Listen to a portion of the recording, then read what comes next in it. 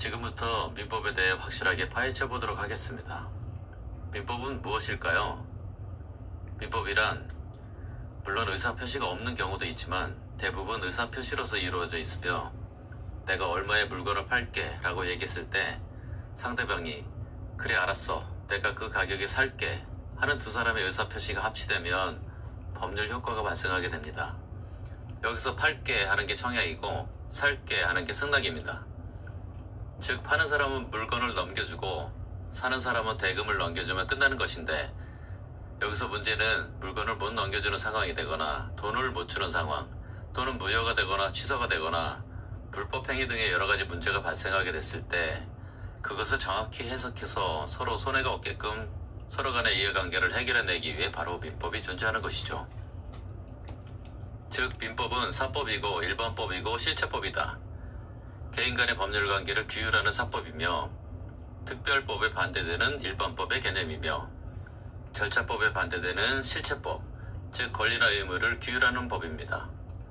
민법이란, 즉 민법의 정의는 개인 간의 법률관계를 규율하는 법으로서 사법인 법률관계가 형성되며, 법률관계는 인간관계와 반대되는 개념으로 강제성을 띠게 되며, 여기서 규율이란 개인과 개인 간의 법적 분쟁을 해결하는 것으로서 분쟁 해결의 기준은 민법 제1조에서 민사에 관하여 법률의 규정이 없으면 관습법에 의하고 관습법이 없으면 조리에 의해야 한다 라고 규정하고 있습니다.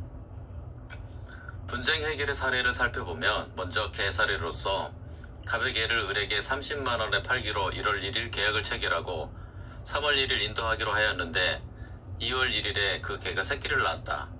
이 경우 갑과 을이 그 새끼가 서로 자기 소유라고 주장하는 분쟁 사례에서 이 사례를 해결하기 위해서 민법 587조가 적용됩니다.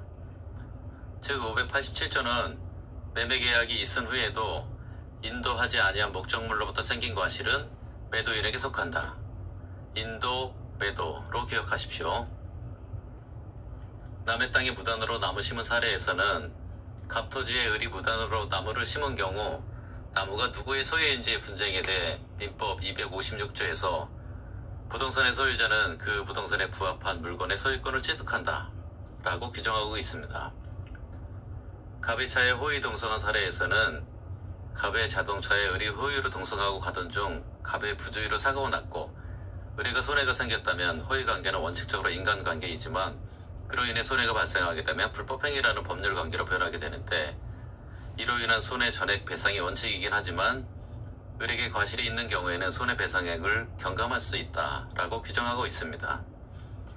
이처럼 개인 간의 분쟁을 법률이나 간수법 그리고 조리에서 해결하고 있으며, 개인 간의 분쟁 해결의 기준을 민법 1조에서 명확히 규정하고 있습니다. 민법은 개인 간의 법률관계를 규율하는데 법률관계는 일정한 순서를 거치게 됩니다. 즉 갑이 건물을 을에게 1억 원에 팔겠다고 청약의 의사표시를 하고 을이 사겠다고 승낙의 의사표시를 하여 둘의 의견이 합치가 되면 매매계약이 성립하게 됩니다. 매매계약은 청약과 승낙의 의사표시로 이루어져 있고, 매매계약을 체결했기 때문에 갑이 을에게 대금 지급을 청구할 수 있고 을은 갑에게 소유권 이전 청구를 할 수 있게 됩니다. 즉 법률관계가 만들어지는 순서는 세 가지로 이루어져 있는데, 청약과 승낙의 의사표시는 개개의 사실이 되고, 매매계약은 권리 변동의 원인이 되며, 건물 소유권 이전 청구권과 대금 지급 청구권은 권리 변동의 결과가 됩니다. 개개의 사실을 법률 사실이라 하고 권리 변동의 원인을 법률 요건이라 하며 권리 변동의 결과를 법률 효과라고 부릅니다. 즉 법률 사실이 모여서 권리 변동의 원인이 되는 법률 요건이 되고, 법률 요건에 해당하면 반드시 권리 변동의 결과인 법률 효과가 나오게 됩니다. 즉 법률관계는 항상 이와 같은 순서를 거친다는 거 꼭 기억하십시오. 건물 매매 사례와 뺨 때린 사례로 구분을 해보면, 불법행위를 구성하는 수많은 개개의 사실이 모여서 법률 사실이 되고, 불법행위인 법률 요건이 생겼기 때문에 손해배상 청구권이라는 법률 효과가 나온다. 여기서 건물 매매 사례와 뺨 때린 사례의 가장 큰 차이는 의사표시의 유무입니다. 즉 두 가지는 의사표시의 유무라는 성질이 다르기 때문에 이를 구별하기 위해 이름을 붙여주는데, 의사표시가 모여서 권리 변동의 원인이 될 때는 법률 행위라고 부르며, 의사표시가 들어가 있지 않으면서 권리 변동의 원인이 될 때는 법률 규정이라고 이름을 붙여서 구별하고 있습니다.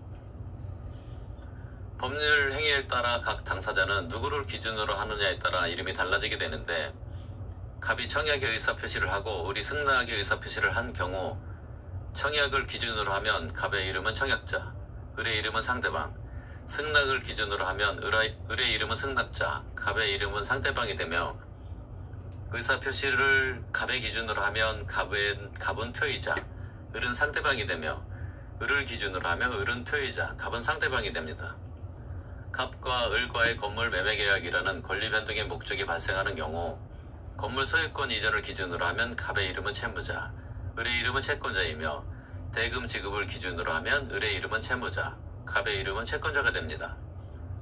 이처럼 무엇을 기준으로 하느냐에 따라 갑과 을의 이름이 다 다르니 꼭 구별해서 기억하시기 바랍니다.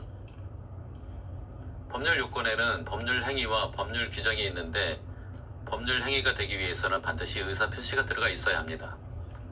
법률 요건에 해당하면 반드시 법률 효과가 나오게 되는데, 법률 효과가 발생하고 변경하고 소멸하는 것을 권리의 변동 과정이라 하며, 권리의 변동 과정에는 크게 발생, 변경, 소멸이 있으며, 발생은 원시취득과 승계취득으로 나뉘며, 승계취득은 다시 이전적 승계와 설정적 승계로 나뉘며, 이전적 승계는 다시 특정 승계와 포괄 승계로 나뉩니다. 변경은 주체의 변경, 내용의 변경, 작용의 변경으로 나뉘며, 내용의 변경은 다시 질적 변경과 양적 변경으로 나뉘며, 소멸은 절대적 소멸과 상대적 소멸로 나뉩니다. 예를 들어 갑이 건물을 신축하면 등기 없이 소유권을 취득하게 되는데, 즉 원시취득의 요건인 거죠. 갑이 매매를 통해 을에게 소유권을 넘겨주고 을이 등기를 하면 을이 소유권을 취득하게 되는데, 을은 사용가치와 교환가치를 모두 넘겨받게 되는 이런 경우를 이전적 승계라 하며, 사용가치나 교환가치 중 하나만 넘겨받는 것을 설정적 승계라 합니다. 이전적 승계 중 물건을 콕 찍어서 이전해준 것은 특정 승계이고, 특정 승계의 예로는 매매, 증여, 교환 등이 있으며, 한꺼번에 왕창 넘어가는 것은 포괄 승계라 합니다. 포괄 승계의 예는 상속, 포괄유증, 회사 합병 등이 있습니다. 여기서 주체의 변경과 이전적 승계, 그리고 상대적 소멸은 셋 다 매매로 인한 소유권 취득으로 내용이 같습니다. 즉 매매로 인한 소유권 취득을 전주인 갑의 입장에서 본 것을 말합니다.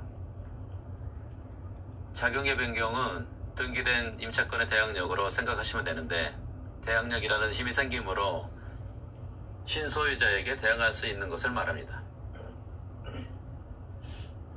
내용의 변경 중 질적 변경은 자전거가 화재로 소실된 사례로서 물건 인도 청구권이 이행불능으로 손해배상 청구권으로 바뀌는 것을 보면 되며, 양적 변경은 토지 소유권이라는 본질은 그대로인데 양이 늘어난 것, 즉 토지에 나무가 달라붙는 것, 부합 사례라고 보시면 되겠습니다. 절대적 소멸은 권리 자체가 완전히 없어지는 것, 즉 포락 사례를 말하며, 상대적 소멸은 매매로 인한 소유권 취득을 갑의 입장에서 본 것을 말합니다. 원시 취득의 종류로는 소유권 파트에서 살펴보겠지만 미리 한번 보겠습니다. 첫 번째, 신축 건물의 소유권 취득. 두 번째, 취득 시효. 세 번째, 선의 취득. 네 번째, 무주물 선점, 유실물 습득, 매장물 발견. 다섯 번째, 부합, 혼화, 가공이 있습니다. 필수 암기사항이죠.